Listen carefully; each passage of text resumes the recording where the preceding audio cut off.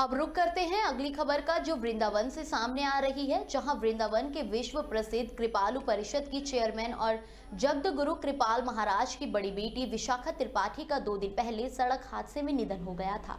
इस दुखद घटना के बाद कृपालु परिषद परिवार शोक में डूबा हुआ है। विशाखा त्रिपाठी का शव सोमवार की शाम को वृंदावन स्थित प्रेम मंदिर के प्रार्थना हॉल में लाया गया, जहां भक्तों के अंतिम दर्शन के लिए उनका शव रखा गया।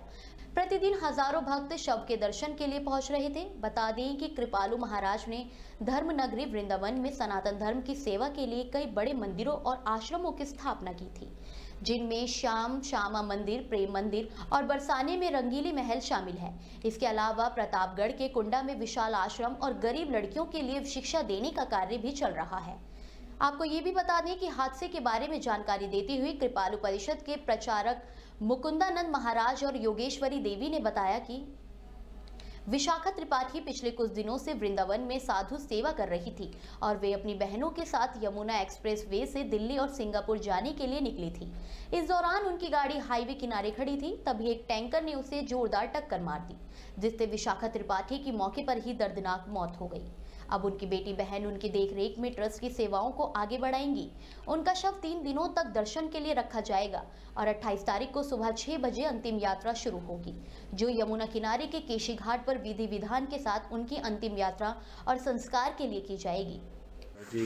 जैसे भक्तों को सूचना मिली तो विश्व भर से भक्त यहाँ पधार रहे हैं और प्रेम भवन में अखंड हरे राम संकीर्तन चल रहा है, तो हजारों भक्त वहाँ पर एकत्रित हैं और भी आ रहे हैं, रास्ते में हैं।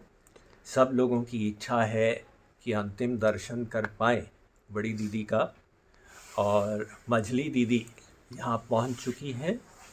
छोटी दीदी के यहाँ पहुँचने की हमको आशा है जल्दी से जल्दी, तो उनके निर्देशन में अंतिम क्रिया 28 तारीख को केशी घाट पर की जाएगी।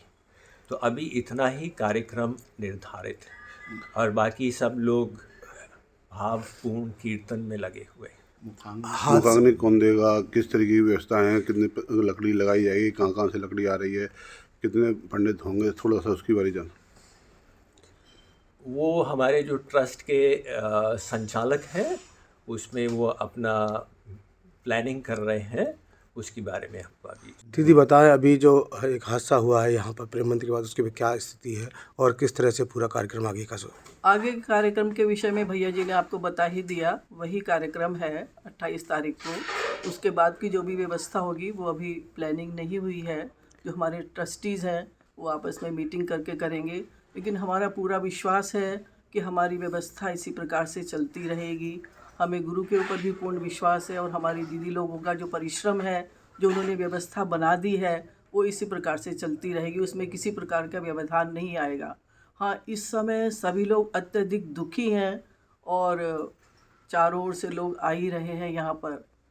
तो इस समय तो अभी केवल 28 तारीख तक का कार्यक्रम निश्चित किया गया है। उसके बाद का जो भी कार्यक्रम होगा वो बाद में ही डिसाइड होगा।